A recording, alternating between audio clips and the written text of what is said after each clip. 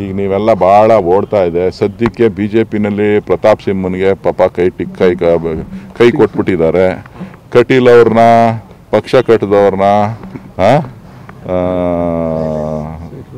ಏನು ಮಾಡಿದ್ದಾರೆ ಗೊತ್ತಿಲ್ಲ. ನನ್ನನ್ನು ಗುಂಡಿಗೆ ಕೊಲ್ತೀನಿ ಅಂತ ಅಂದವರು ನಾನು ಬಂಡಾಯ ಅಂತ ಹೇಳ್ತಾ ಇದ್ದಾರೆ. ಇನ್ನೊಬ್ರು ಸಂವಿಧಾನ ಬದಲಾವಣೆ ಮಾಡಕ್ಕೆ ಹೊರಟವ್ರ ಕತೆ ಏನಾಯ್ತದೋ ನನಗೆ ಗೊತ್ತಿಲ್ಲ. ಇನ್ನು ಅನೌನ್ಸ್ ಮಾಡಿಲ್ವಲ್ಲ, ಬಾಕಿ ಇದೆ. ಇನ್ನು ಯಾರ್ಯಾರ್ದು ಏನೇನು ಕತೆನೋ ಏನೇನೋ ಗೊತ್ತಿಲ್ಲ. ಕಾದ್ ನೋಡೋಣ. ಕಾಂಗ್ರೆಸ್ ರಾಜ್ಯದಲ್ಲಿ ಎಷ್ಟು ಗೆಲ್ಲೋ ವಿಶ್ವಾಸ ಇದೆ ಸರ್? ಈ ತರದೆಲ್ಲ ಬೆಳವಣಿಗೆಗಳು ನೋಡೋದು ಆಮೇಲೆ ಮಾತಾಡೋಣ ಬಿಡ್ರಪ್ಪ. ಯಾರು ಪಾಪ ಏನೋ ಒಂದಷ್ಟು ಇಟ್ಕೊಂಡಿರಂಗಿದಿರಲ್ಲ ಸರ್. ಹಂಗಾದ್ರೆ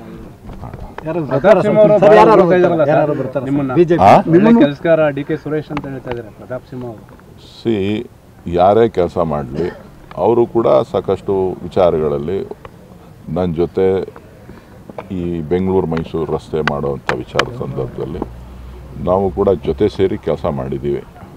ರಾಜ್ಯದ ಅಭಿವೃದ್ಧಿ ದೃಷ್ಟಿಯಿಂದ, ಕ್ಷೇತ್ರದ ಅಭಿವೃದ್ಧಿ ದೃಷ್ಟಿಯಿಂದ.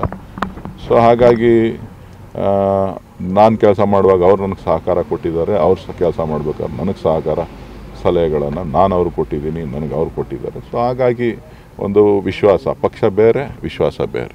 ರಾಜಕಾರಣಕ್ಕೆ ಬಂದಾಗ ರಾಜಕಾರಣ ಬೇರೆ.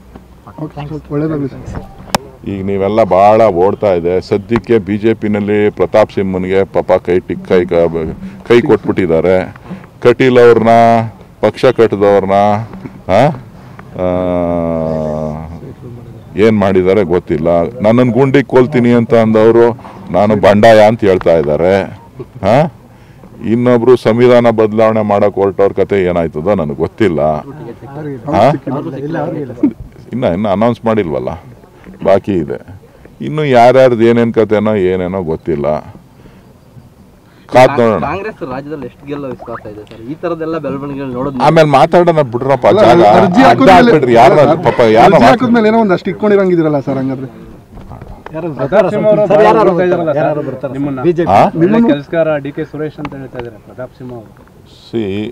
ಯಾರೇ ಕೆಲಸ ಮಾಡಲಿ ಅವರು ಕೂಡ ಸಾಕಷ್ಟು ವಿಚಾರಗಳಲ್ಲಿ ನನ್ನ ಜೊತೆ ಈ ಬೆಂಗಳೂರು ಮೈಸೂರು ರಸ್ತೆ ಮಾಡೋವಂಥ ವಿಚಾರದ ಸಂದರ್ಭದಲ್ಲಿ ನಾವು ಕೂಡ ಜೊತೆ ಸೇರಿ ಕೆಲಸ ಮಾಡಿದ್ದೀವಿ. ರಾಜ್ಯದ ಅಭಿವೃದ್ಧಿ ದೃಷ್ಟಿಯಿಂದ, ಕ್ಷೇತ್ರದ ಅಭಿವೃದ್ಧಿ ದೃಷ್ಟಿಯಿಂದ. ಸೊ ಹಾಗಾಗಿ ನಾನು ಕೆಲಸ ಮಾಡುವಾಗ ಅವ್ರು ನನಗೆ ಸಹಕಾರ ಕೊಟ್ಟಿದ್ದಾರೆ. ಅವ್ರು ಕೆಲಸ ಮಾಡ್ಬೇಕಾದ್ರೆ ನನಗೆ ಸಹಕಾರ ಸಲಹೆಗಳನ್ನು ನಾನು ಅವ್ರು ಕೊಟ್ಟಿದ್ದೀನಿ, ನನಗೆ ಅವ್ರು ಕೊಟ್ಟಿದ್ದಾರೆ. ಸೊ ಹಾಗಾಗಿ ಒಂದು ವಿಶ್ವಾಸ, ಪಕ್ಷ ಬೇರೆ, ವಿಶ್ವಾಸ ಬೇರೆ.